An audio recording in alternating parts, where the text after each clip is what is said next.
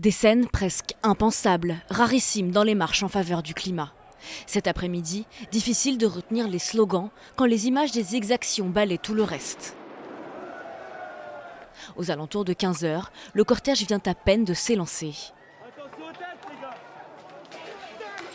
Des individus radicaux, un millier de Black Blocs et d'Ultra Jaunes lancent des projectiles sur les forces de l'ordre. Les gaz de dispersion ne se font pas attendre. Une partie des militants écologistes est contrainte de rebrousser chemin pour un temps. Pourtant, avant le début de la marche, un consensus non violent régnait entre les organisateurs et les gilets jaunes qui les ont rejoints au dernier moment. Parallèlement, 7500 membres des forces de l'ordre étaient déployés dans la capitale. Mais quand la manifestation reprend, saccages et violences n'ont pas faibli. Tout au long du défilé, des regains de tension, par à-coups successifs.